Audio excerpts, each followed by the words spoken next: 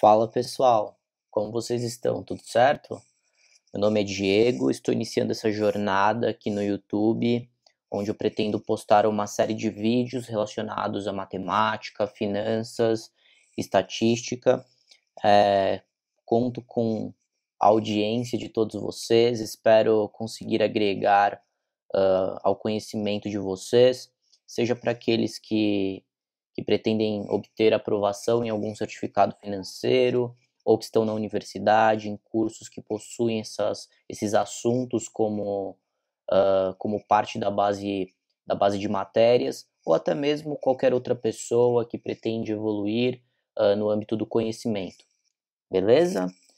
Vou falar hoje sobre juros simples, que é um assunto que vem sendo difundido em grande proporção, principalmente nos nossos meios de comunicação digital. A gente bem sabe que a tecnologia ela vem sendo uma aliada muito grande ao processo de difusão de informação. Eu acho que isso é muito bacana e, e também com um avanço da educação financeira por parte de uma série de pessoas que trabalham isso nos meios digitais, a gente cada vez mais está mais próximo de palavras como juros, como rendimento, como retorno, e isso é muito bacana para o nosso país, porque se pararmos para pensar que outros países estão anos-luz à frente do nosso em relação à educação financeira, é preciso a gente trabalhar duro para, quem sabe, um dia nos equipararmos nesse sentido. Beleza? Bom, juros simples é um assunto relativamente básico e que circunda todos os outros assuntos que estão relacionados à economia. E eu acho bacana começarmos efetivamente do básico para facilitar nosso entendimento nos assuntos subsequentes. Que na verdade é juro, né? Juro, pessoal, nada mais é do que você cobrar pelo empréstimo de dinheiro. Isso é juros, né? Você vai cobrar pelo empréstimo de dinheiro. Só colocar aqui. Cobrar pelo empréstimo de grana, certo? E por que isso acontece, pessoal? Porque quando uma pessoa ela empresta dinheiro, ela consequentemente está abdicando de utilizar o dinheiro por um certo período de tempo. E a gente bem sabe que o valor do dinheiro ao longo do tempo ele muda, né? Então, para que essa pessoa ela não fique em desvantagem por não utilizar o dinheiro pelo período de empréstimo, surge, né, o conceito de juros, que nada mais é do que você cobrar uma taxa, que é denominada taxa de juros, por emprestar esse dinheiro ao longo do tempo. Mas por que do termo simples, né? O que de fato faz esse regime de capitalização, o que é um regime de capitalização? É a forma a qual eu cobro para emprestar dinheiro. Então, o termo simples deve-se pelo fato dos juros incidirem unicamente sobre o capital, porque os juros incidem unicamente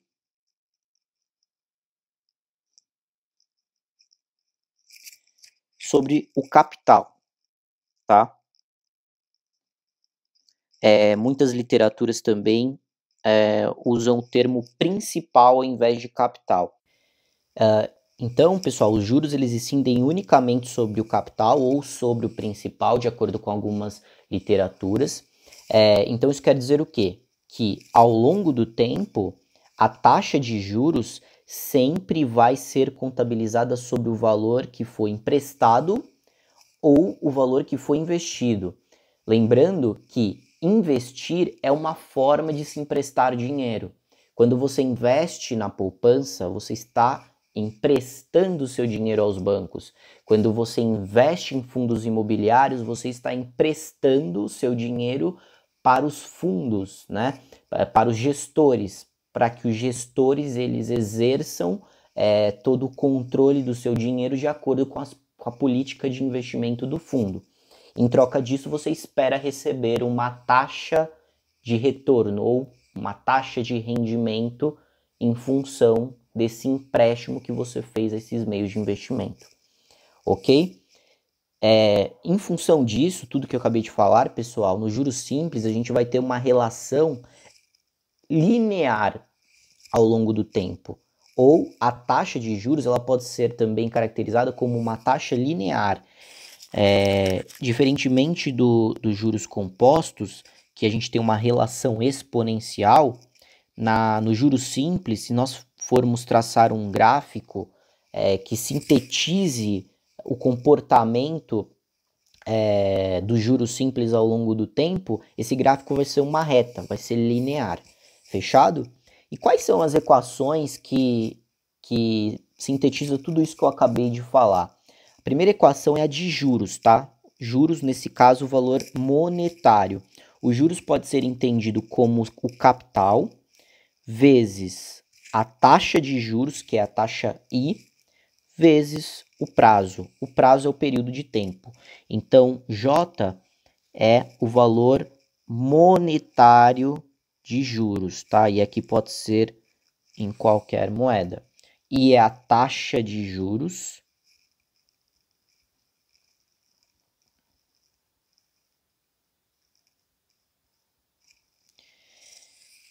e N é o prazo. O prazo é que você vai deixar o seu dinheiro num determinado investimento ou que você vai emprestar o seu dinheiro para alguma instituição, para alguma pessoa. A segunda fórmula, pessoal, é a fórmula de montante. O que na verdade é o montante? O montante é o M, que vai ser igual ao capital mais o meu valor monetário de juros. O montante nada mais é do que o valor que eu vou receber lá no final do período de empréstimo ou de investimento, sendo composto pelo meu valor inicial, que foi investido ou emprestado, também adicionando o valor de juros que foi contabilizado durante a operação. Tá? Então, se a gente juntar essas duas expressões aqui, a gente vai chegar na fórmula mais agregada de montante, que é o capital vezes 1 mais a taxa de juros vezes o período de tempo. Beleza? Só lembrando que é algo muito importante isso aqui, que a taxa de juros e o prazo, eles devem estar sempre no mesmo período. O que eu quero dizer com isso? Se você tiver uma taxa de juros de 2% ao mês, o prazo ele deve estar expresso também em função de valores mensais. O que eu quero dizer com isso? Se a taxa de juros está ao mês e você tem uma operação de 1 ano, você não vai colocar 1, você vai colocar 12, porque é relativo a 12 meses. Tá ok? Muito obrigado pela audiência de vocês. Próxima aula vamos fazer exercícios. Esse é o caminho. Obrigado, pessoal.